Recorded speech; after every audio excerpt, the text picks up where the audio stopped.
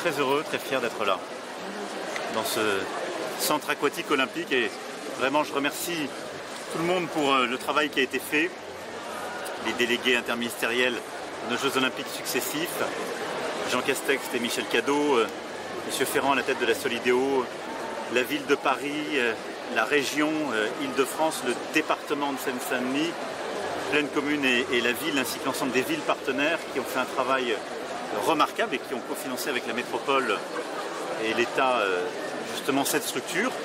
Et puis remercier les architectes, l'ensemble des corps de métier et entreprises, les compagnons qui se sont ici relayés et qui ont permis de tenir le budget et les délais qui avaient été décidés à nos JO et en particulier recalibrés en 2020 et d'offrir cette structure pour nos Jeux Olympiques et Paralympiques. Et donc le COJO va maintenant avoir à la gérer et à faire réussir ces Jeux et les 3 épreuves qui s'y tiendront. Donc le water polo, le plongeon, les épreuves de plongeon et la natation artistique. Et ensuite, comme vous l'avez compris, c'est aussi pour nous un des grands éléments d'héritage.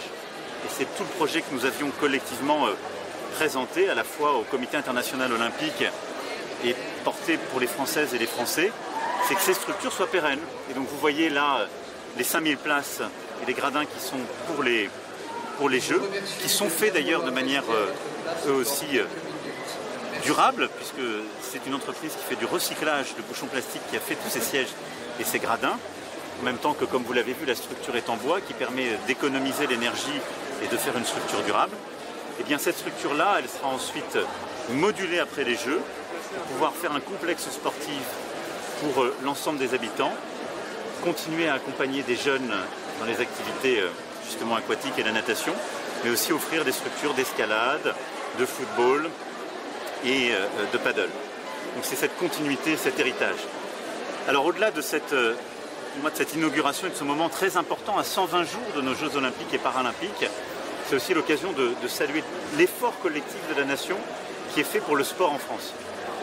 En effet, ce bassin viendra compléter les 18 bassins qui ont été ainsi parachevés en Seine-Saint-Denis.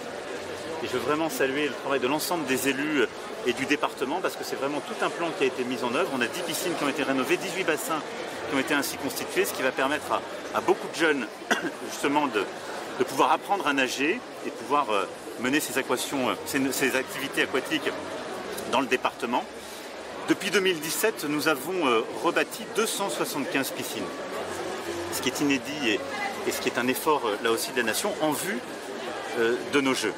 Et on a aujourd'hui 800 000 jeunes qu'on a mis ou remis à la natation à travers toutes les initiatives qu'on a prises ces dernières années.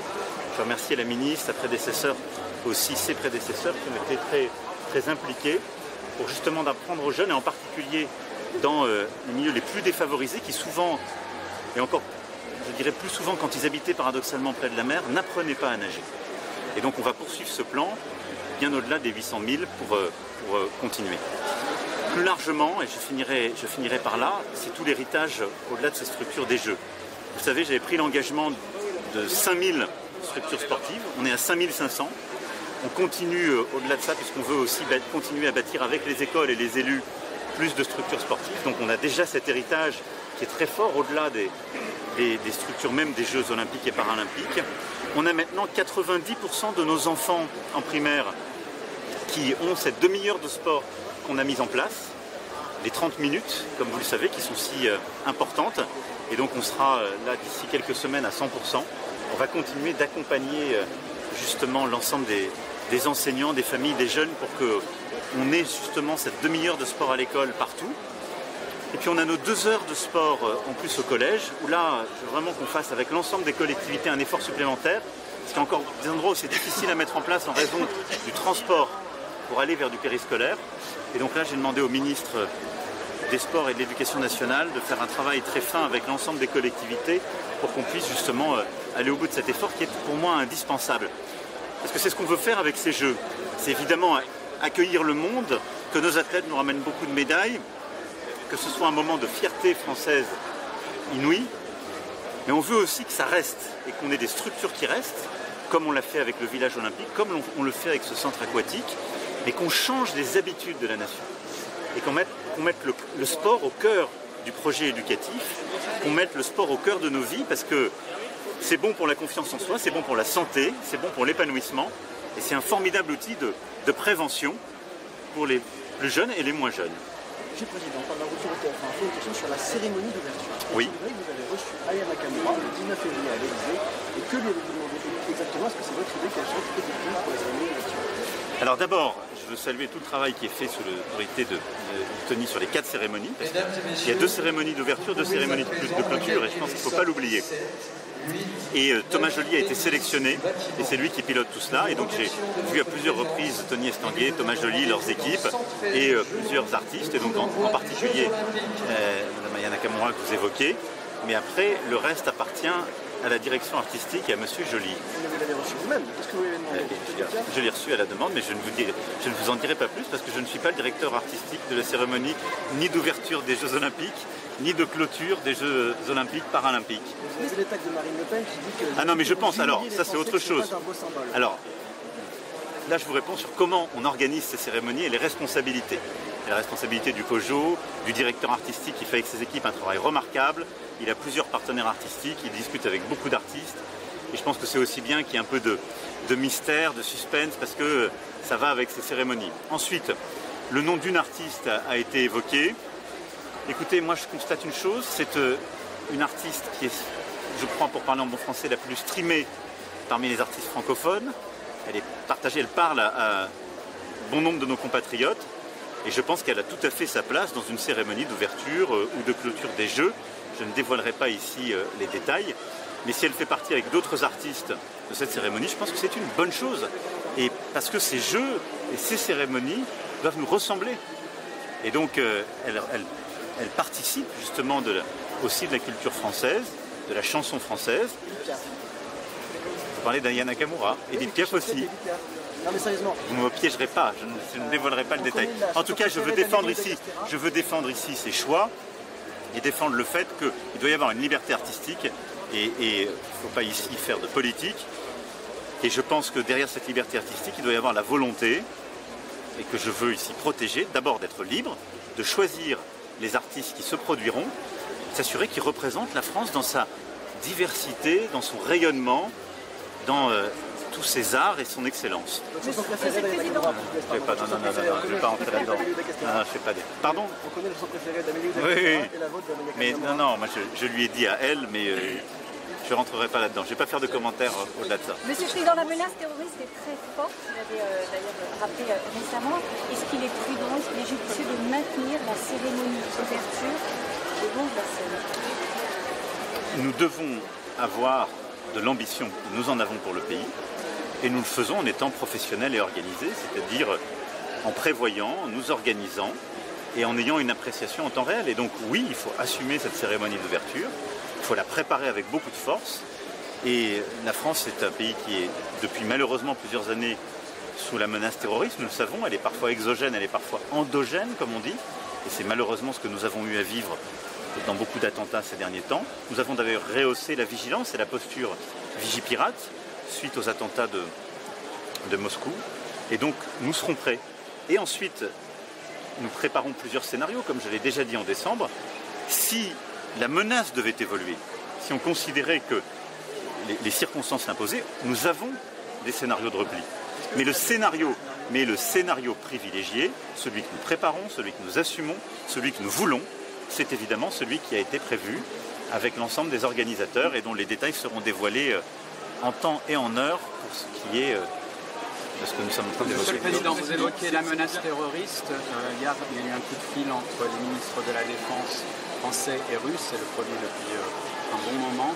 Quel était le motif de ce coup de fil? Est-ce qu'au vu du compte rendu qu'ont fait les Russes, vous pensez que c'est une voie à explorer, à poursuivre pour continuer à discuter avec eux? Écoutez, je demandais en effet au directeur des services et aux ministres compétents d'avoir des échanges techniques avec leurs homologues parce que nous disposions, d'abord, je vais passer un message de solidarité et ensuite parce que nous disposions d'informations utiles, je ne vais pas ici révéler, sur justement les origines et l'organisation de cet attentat. Quant au compte-rendu qui en est fait, le ministre des Armées a fait un compte-rendu factuel comme les ministres ont l'habitude de le faire quand ils parlent à leurs homologues. Les commentaires pour partie du côté russe ont été en effet baroques et menaçants. C'est pas nouveau. C'est-à-dire Mais nous ne nous justifions pas. Qu'est-ce que vous entendez par baroque?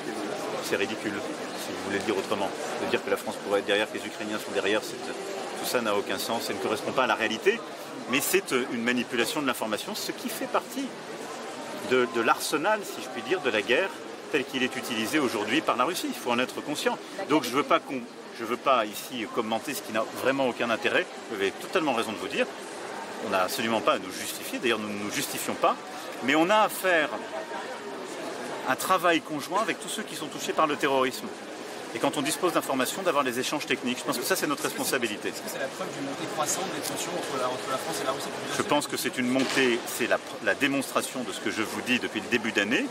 C'est d'un accroissement de la posture agressive de la Russie. Et ça ne se passe pas qu'avec la France. Je vous invite à regarder ce qui a été fait en termes de fuite d'informations sur des hauts responsables militaires allemands, ce qui a été fait à l'égard de l'Allemagne, du Royaume-Uni et des États-Unis, dont certains responsables russes ont dit qu'ils étaient derrière l'attentat quelques jours après. Il y a une succession d'informations dont on sait qu'elles sont fausses, qui correspondent à des postures menaçantes. Voilà. Une question concernant la jeunesse aussi par extension. Juste pardon, on a appris aussi, je parle sur la Russie, de la ministre de l'Éducation nationale, de cette agression à Montpellier de cette jeune Samara, 14 ans, devant son établissement. Sa maman qui témoigne et qui dit qu'elle avait alerté l'établissement en disant que si elle sortait de l'établissement, elle risquait d'être attaquée, agressée. D'abord, je veux vraiment avoir un mot de solidarité pour cette jeune fille, pour sa famille. Il n'y a rien qui justifie qu'il saurait faire accepter le fait qu'une jeune fille, une adolescente, est ainsi agressée par plusieurs jeunes de son âge.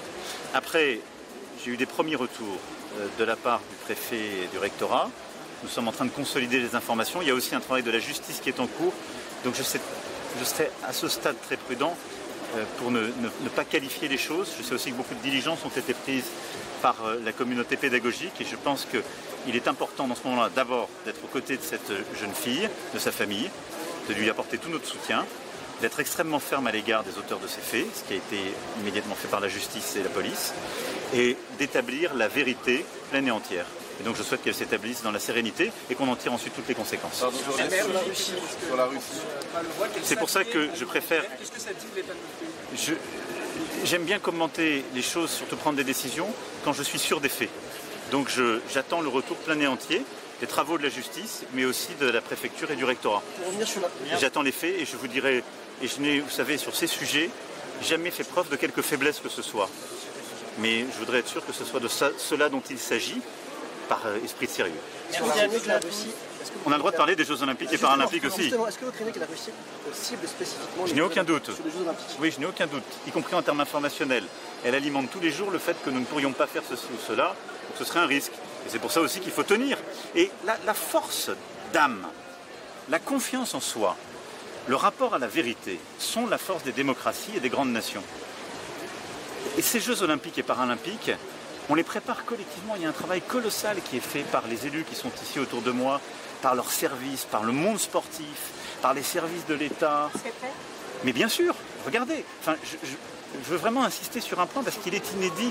Et regardez avec un peu de profondeur de champ ce que sont l'histoire des Jeux, ce qu'ont été les Jeux précédents. Nous livrons les équipements sur lesquels nous nous étions engagés tous ensemble à l'été 2017. On les livre au budget qui était prévu et on les livre au temps qui est prévu. Ici, on a même un mois d'avance. Rappelez-vous les chiffres de dérapage qu'il y avait il y a 5 ans, 10 ans, 15 ans, plutôt 4 ans, 8 ans, 12 ans. Ça n'avait rien à voir. Donc, il y a un collectif qui est engagé, qui travaille dur et qui fait quelque chose qui va être au rendez-vous de l'excellence et qui sera durable. Donc, on fait... Non, c'est totalement faux. 180 millions, Non, pardon. Le chiffrage qui a été donné par rapport au début, il y a plus 15%. C'est plus 15%. Et le chiffrage de 2020 est totalement tenu. Dans une période où vous avez eu le Covid, l'inflation, la guerre. Le village olympique qui a totalement le budget.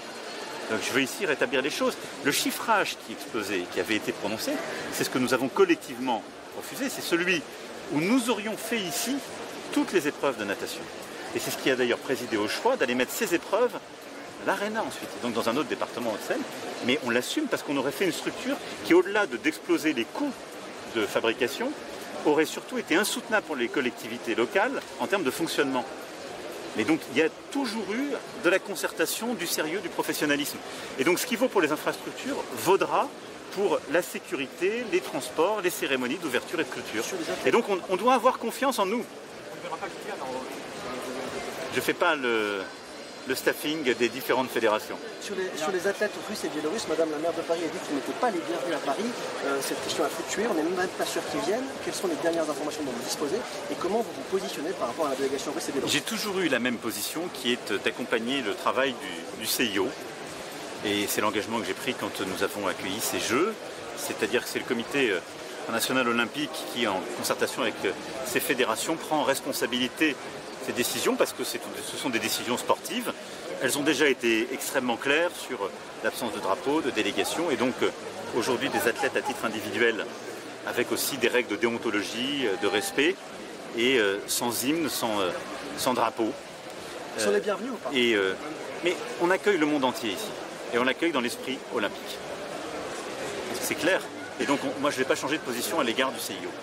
Voilà, la montée des transports vous inquiète par exemple, est-ce que ça fait partie des sujets de préoccupation qui vous restent à Saint-Martin? Mais tout est un sujet de vigilance et d'engagement. Rien n'est un sujet d'inquiétude ou de paralysie. Voilà l'état d'esprit qui, depuis le premier jour, est le mien et le nôtre. C'est-à-dire qu'on travaille avec ardeur et détermination sur chaque détail. On sait que parfois, il y a plus de travail sur certains sujets que sur d'autres. On sait que jusqu'à la dernière seconde, et même jusqu'à la toute fin, rien n'est joué. Mais on ne le fait pas avec inquiétude. On le fait avec engagement, professionnalisme et détermination. C'est cet esprit-là qu'on doit avoir. Et donc oui, il y a des risques, mais vous savez, il y en a dans la vie. Et la meilleure façon de ne pas courir de risques, c'est de ne rien faire. Simplement, je ne crois pas que ce soit le projet de la nation française. Ça ne l'a jamais été. Et donc, de la première seconde, et même un peu avant, dès que la flamme arrivera, le 8 mai prochain à Marseille, j'y serai aux côtés de Tony, des élus et autres. Durant tout le parcours de cette flamme sur le territoire métropolitain et ultramarin, des 4 cérémonies d'ouverture et de clôture jusqu'à la dernière seconde de la clôture des Jeux paralympiques, nous serons déterminés, vigilants au travail. Voilà. Et on les réussira, tous ensemble. Et ça rendra la nation fière, je peux vous le dire. Une question hyper importante, le 29 février, vous mettez au micro TF Info, vous baignez dans la Seine, il y a une piscine derrière vous, est-ce que vous vous entraînez, est-ce que vous avez une date? Vous pouvez vraiment le faire? Mais la Seine et la Marne sont baignables, d'ailleurs j'aurais pu le dire parce que ça fait partie aussi de ces acquis. On aura 23 sites de baignade au moins qui seront consolidés sur la Seine et la Marne et donc on va valoriser l'ensemble de ces sites parce qu'au-delà du fait que c'est un moment incroyable pour les athlètes, pour nous tous et qui sera très visible pour le monde entier dans la Seine, on aura pour les Franciliens dans la Seine et la Marne ces 23 sites de baignade, ce qui est inédit, ce qui va changer la vie de beaucoup de Franciliens et plus d'1 milliard d'euros d'investissement collectif. Je ne vais pas vous donner la date. Ah si, mais vous ferez avant ou après les JO? Non mais sérieusement, vous verrez vraiment faire devant l'hôtel de ville comme le propose la mer? Pardon? Devant l'hôtel de ville comme le propose Madame Hinault. Mais on verra, il y a plein de Vous allez sites. vraiment le faire ou c'est une blague? Mais je n'ai pas l'habitude de plaisanter sur ces choses-là. Bon courage à vous.